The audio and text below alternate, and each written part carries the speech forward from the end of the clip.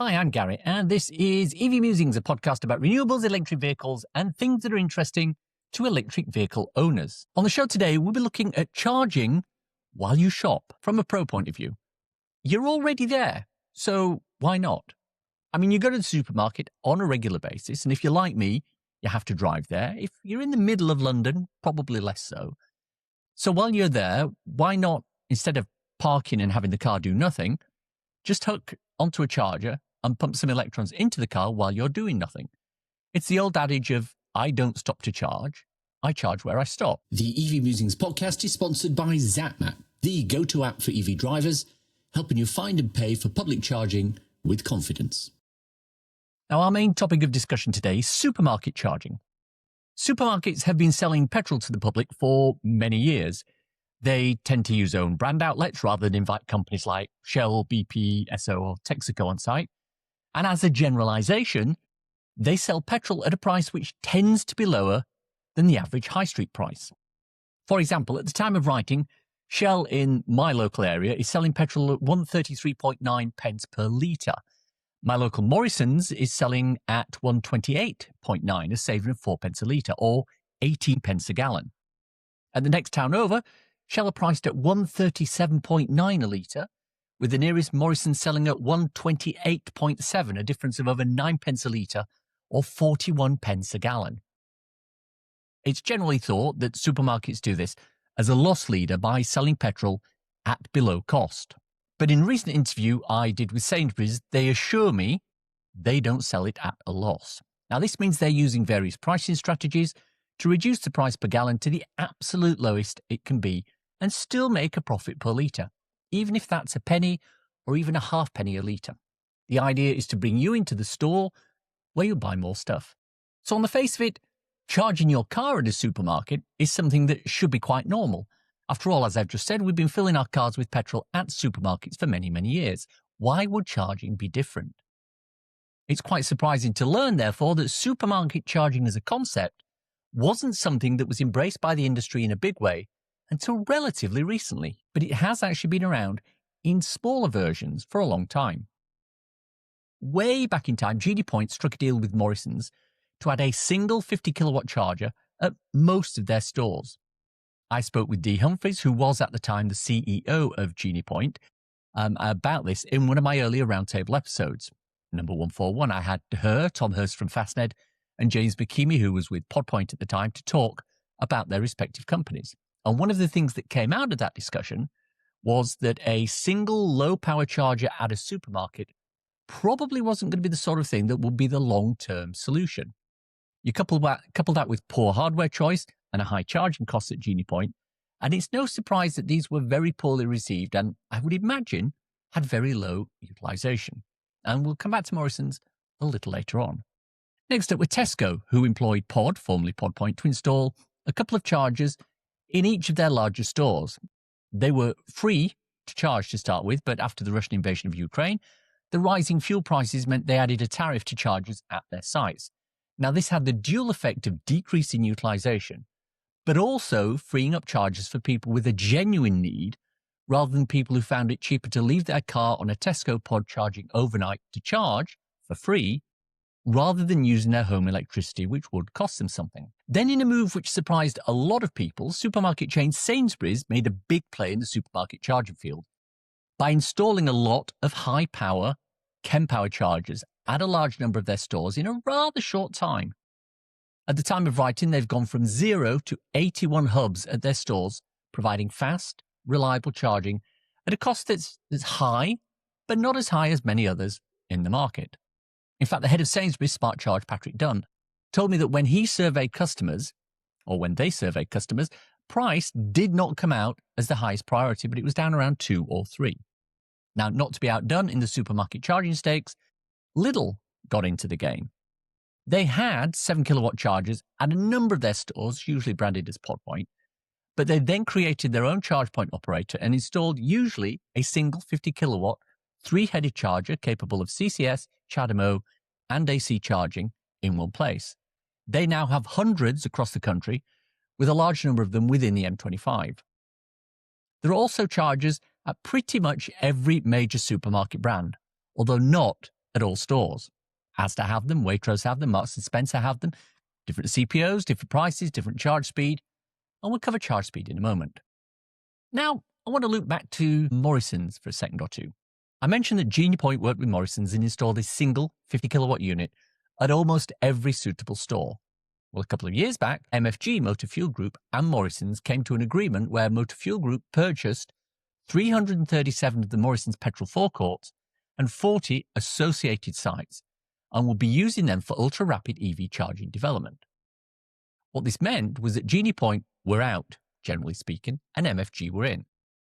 At the very least, the old GeniePoint units were ripped out and replaced with rather neat-looking MFG dual-head 50 kilowatt chargers. At best, it meant that complete new hubs were installed with dual-headed Alpatronic units, canopies, and other facilities. They were targeting the installation of 800 ultra-rapid 150 kilowatt EV chargers in hubs within the first 5 years alone. Pretty impressive. All at around 79 pence a kilowatt hour at time of writing. Not the cheapest, but most certainly not the most expensive. So summarising the move, we've gone from not having any charging at any supermarkets 10 years back, to having slow charging at some supermarkets, to having rapid or ultra-rapid at a lot of supermarkets, all within a relatively short period of time. Now, of course, nobody's releasing utilisation figures yet, but a cursory glance at ZapMap at random times of the day indicates that a lot of these larger, more powerful hubs tend to get good occupancy and utilisation.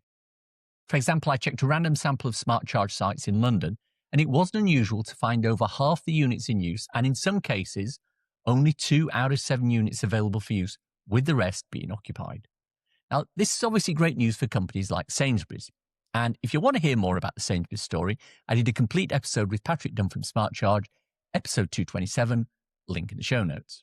So let's have a look at the pros and cons of supermarket charging.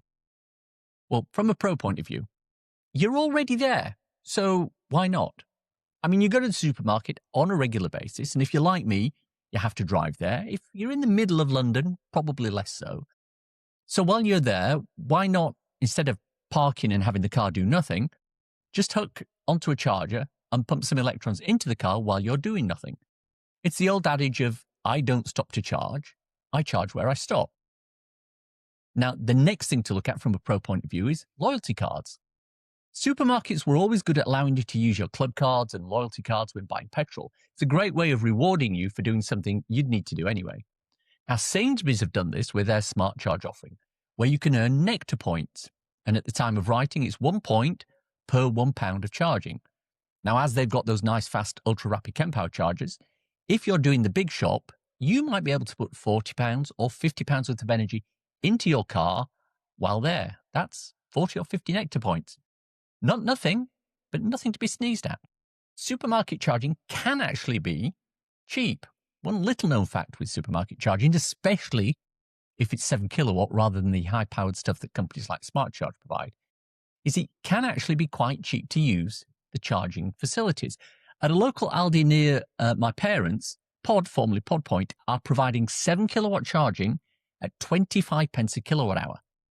Now, just to put that in context, that's cheaper than a charge at my house if I'm not using the overnight rate, because I'm about 29 pence a kilowatt hour. Checking ZapMap, though, it does seem that that's restricted to Aldi supermarkets in Yorkshire, but it doesn't mean that there aren't others with tariffs such as 30 pence a kilowatt hour elsewhere in the country. So let's have a quick look at the cons then. And this is where we come into the concept of dwell time. Now, dwell time was always going to be an issue with supermarket charging. Ideally, you need a charger in there that will allow you to take the maximum amount of energy with a variable dwell time. Now, dwell time is the amount of time a customer will spend at a particular location while charging. As an example, if you're at a hotel staying overnight, your dwell time can be 8, 10, 12 hours. A relatively slow speed charger is more than enough with that sort of dwell time. But something like a McDonald's, for example, has a relatively short dwell time. If you've got to park up, plug in, go for your food, wait for the order, eat the food, and then leave, you're probably going to be there for a maximum of 30 minutes, unless if it's me by myself, for example. So a 7 kilowatt charger is going to give you about 3 kilowatt hours in that length of time. On an efficient EV, that will get you 12 miles of range. It's not nothing, but it's not going to make a drastic difference unless you're 15 miles from your destination with just 5 miles left on the go. This means that the ideal chargers need to be in place to deal with the appropriate dwell time. If we look at a supermarket, I reckon the average dwell time is about 30-45 minutes. Some people, such as me, I like to be in and out quickly, no messing, one basket, self-checkout. Some people do the big shop for the month, take an hour to do that and have to wait even longer for the queue at the checkout. So I'm going with 30-45 minutes as an average. Now, the other problem with, and we've mentioned it earlier, with supermarket charging is it can be abused. And we've already talked about people who decided, particularly back when the prices were cheap, to plug in at a supermarket charger all night rather than pay for their home charging. There's all sorts of abuse that's related to that. And of course, the corollary to that, or the opposite to that, is that it can be expensive, as we've already said. GeniePoint at the Morrisons are priced up around 90 pence a kilowatt hour, which is extortionate. And when we spoke to Smart Charge back in season 12, they told us that they thought the power they were supplying for charging, which is 350 kilowatts, was enough for their dwell time. And smart chargers certainly seem to capture the EV driver's imagination with their instantly recognizable chargers at the major sites, some of which are actually co-located with their on-site fuel station. So there's one not far from me at Bracknell, for example, that has that. We also mentioned Morrison's earlier on. They had agreements with GeniePoint for charging, but at the start of 2024, MFG bought 337 Morrison's forecourts and the associated sites in order to use them for charging. Now, this $2.5 billion deal meant that GeniePoint were out, MFG were in. Now, interestingly, MFG have done a multi-pronged strategy when it comes to replacing the chargers.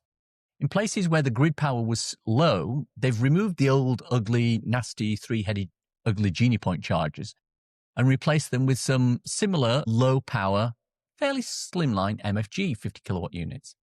In places where the power is higher, they've installed the standard MFG EV hub with the canopy, the blue and white colouring, tyre, pumps, air hoses, water, things like that. There are two Morrisons near me. One has the simple 50 kilowatt unit, and the other has the whole canopy, Alpatronic chargers, etc. So it's quite a tale of two halves. So that's supermarket charging. It is, as I said, a tale of two halves. Some have gone for charging in a big way and installed ultra-rapid hubs and lots of units. They price themselves a little higher than others, but customers seem to be, I'll say, happy. Let's say going along with it, shall we? Others have stuck with longer dwell time AC charging, often, but not always, at cheaper rates. Now, for many people, it's the luck of the draw. If you're in some places, you can get AC charging for 25 pence a kilowatt hour, which is phenomenally cheap for public charging. In others, it might be 75 pence a kilowatt hour for ultra-rapid DC charging. So what's your experience of charging at supermarkets? Let me know, info@evmusings.com. I hope you enjoyed listening to today's show. If you have any thoughts, comments, criticisms, or other general messages to pass on to me, I can be reached at info@evmusings.com. On the socials, I'm on Blue Sky at evmusings.bsky.social. I'm also on Instagram at evmusings, where I post those little short videos and the odd podcast extract regularly. Why not follow me there? Many thanks to everyone who supports me through Patreon on a monthly basis and through coffee.com on an ad hoc basis. Now, if you enjoyed this episode, why not buy me a coffee? Go to coffee.com/evmusings and you can do just that. ko-fi.com/evmusings. Takes Apple Pay too. Regular listeners will know about my 2 ebooks. So you've gone electric and so you've gone renewable. Now they're 99p each or equivalent, and you can get them on the Kindle store on Amazon. Now check out the links in the show notes for more information, as well as a link to my regular EV Musings newsletter and associated articles. Now I've spoke to a few of you and I know that you're probably driving, walking, jogging, ironing, or sat on the sofa watching this on your phone. But if you can remember and you enjoyed the episode, drop a review in iTunes, please. Like, subscribe, leave a comment on YouTube, because it really helps. If you've reached this part of the podcast and are still listening, thank you. Why not let me know you've got to this point by messaging me at musingsev.bsky.social with the words, do you get points with that? Hashtag if you know, nothing else. Thanks, as always, to my co-founder, Simon. He rarely shops at supermarkets, has everything delivered. Thanks for listening. Bye-bye now.